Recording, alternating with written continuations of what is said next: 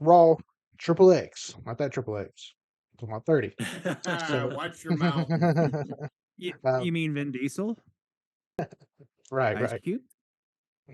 So, um, and with that, what started off, what was supposed to be the acknowledgement, segment, and all of the past, the Samoan family was acknowledging Roman Reigns, ended up being scratched, and instead we got the Bloodline Court, the holding court for Sami Zayn, and whether he is supposed to be or should be a part of that whole crew. Excuse me. And this is where the storytelling ends up starting. A lot of good stuff there. Paul Heyman does what he does best. He ends up cutting some great promo there against Sami Zayn and why he shouldn't be a part of the bloodline. Um, so and so it's looking like there that Sami Zayn won't be a part of bloodline, or it's just not looking good for him. Almost like a court case. And they even showed video evidence. Paul Heyman was showing video evidence of why he should not be part of the bloodline. Um, and out of left field, here comes Jay Uso, taking his side and showing his own piece of evidence of all the good things that Sami Zayn had did for him. And right before, Roman Reigns had told Solo, didn't give him the spike, and he stopped him from it. And there's a lot going on there. We'll visit that more as well. So, but what did you guys think of that? That was one of the big ones of this week. The storytelling of the bloodline in the court. What was your guys' quick thoughts on that? I mean, it was great. I mean, all the storylining, just storytelling was great in that. The fact that the crowd really got into it, the fact that Jay was the one who stepped in, that he had the most issues with. And you could watch how you kind of knew how it was going to go from with the clips that Heyman picked, but he said, I have no defense. And you're like, oh, what are they going to do for this? But yeah, everything worked great for that. And it just set up to what everything I just literally watched 10 minutes ago. So, I mean, great storytelling all the way through. What did Jay Uso say? He said, Zayn is taking so many shots that I think my dog is indestructible or something like that. My dog is indestructible now. Yeah. That got a pretty good rise out of the crowd. Yeah, good stuff there. No, I would definitely agree. The storytelling was amazing. Granted, it definitely did take the first half hour of the entire show, which made other parts of the show it impacted those. But for the most part, I mean, anything you have with Paul Heyman, Sami Zayn in the same ring, it's just coming up gold. Bottom line, those two. I mean, Sammy has learned.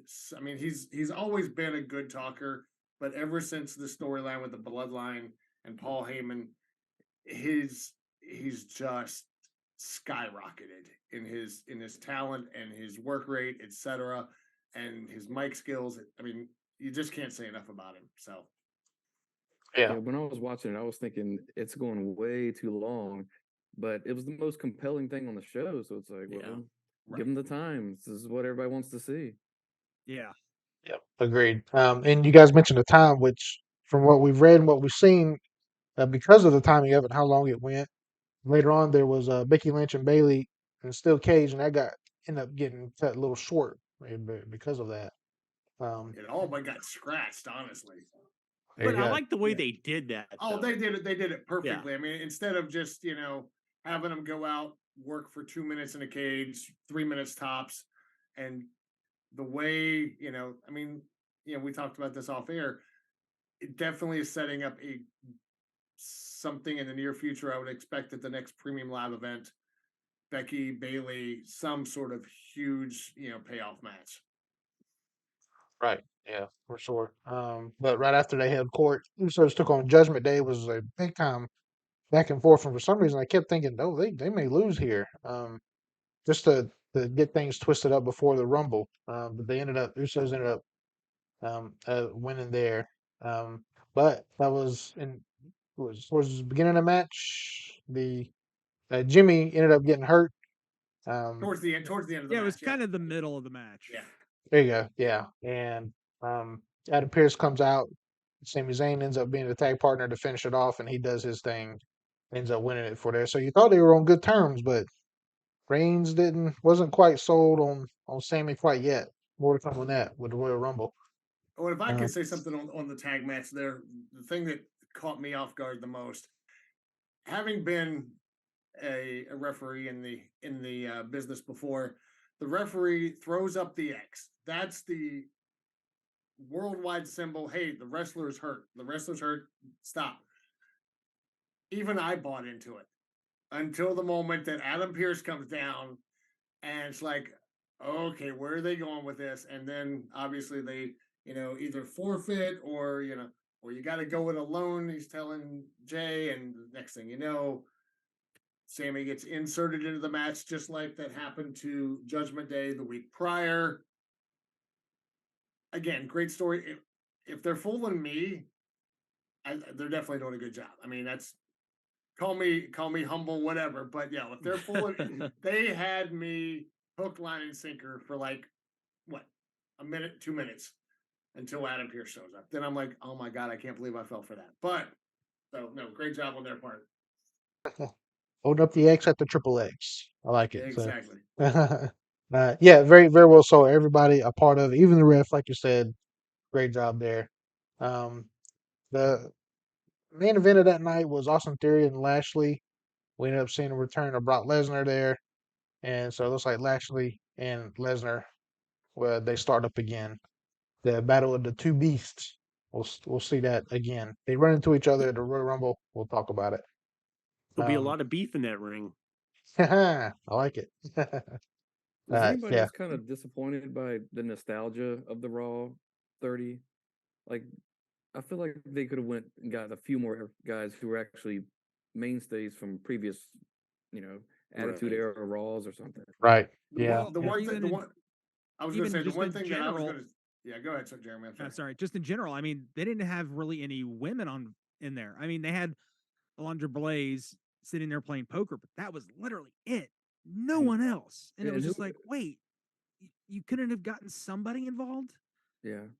And I It mean, I just don't feels like it remember. was just DX and Undertaker. Yeah. And it's like, well, and then the other guy who started the show, but it's like you got to get something else besides the same people.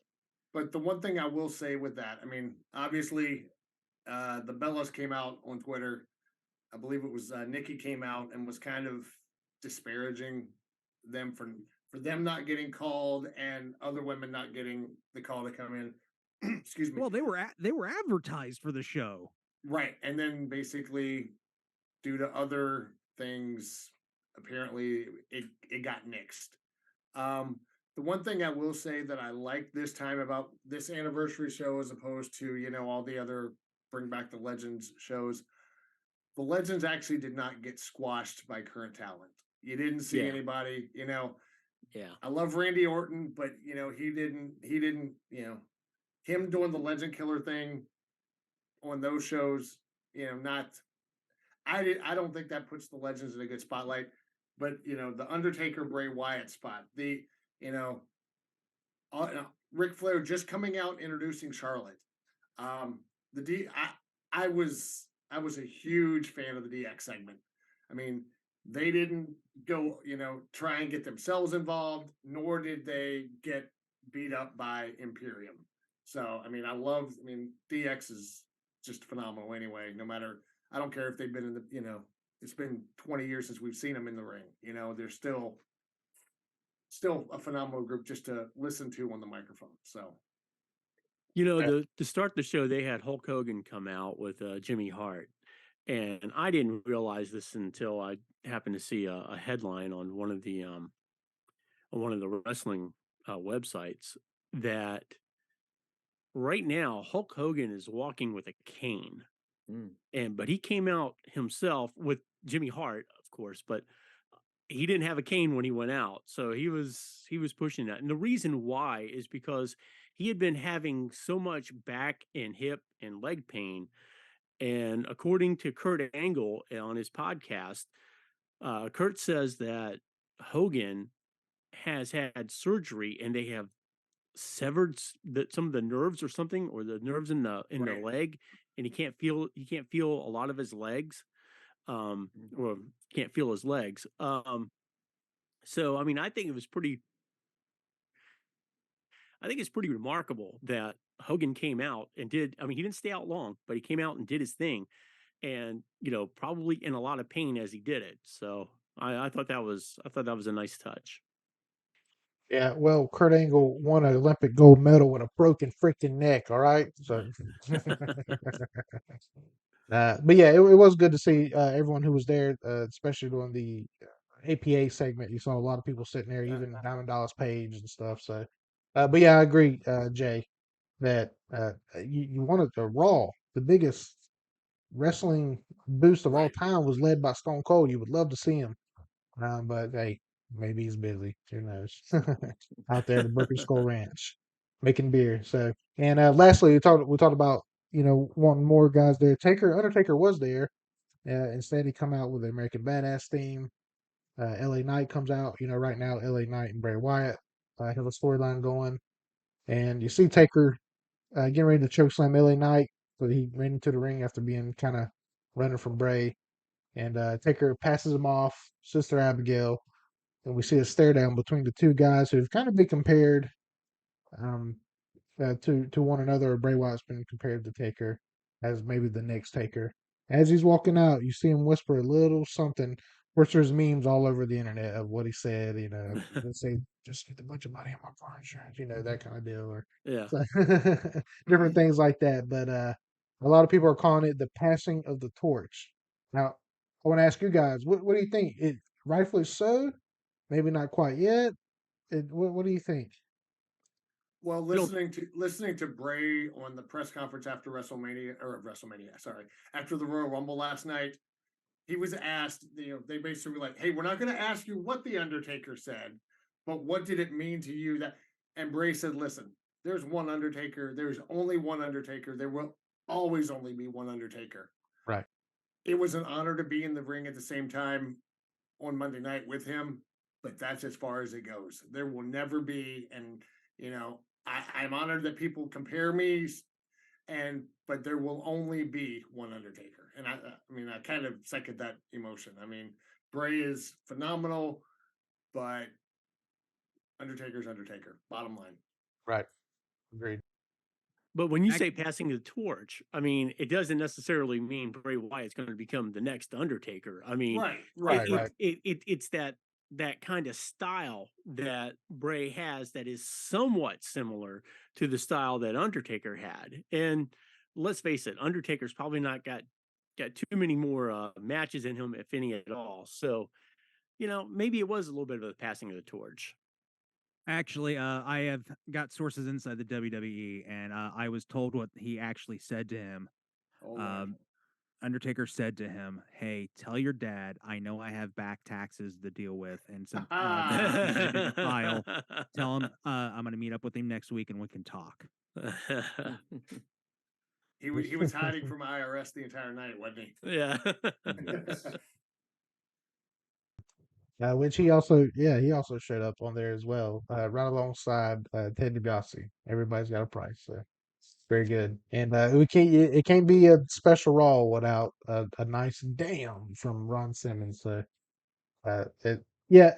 missing some stars, but yeah, not bad. And led by Roman Reigns and a Bloodline story, pretty good, pretty good. So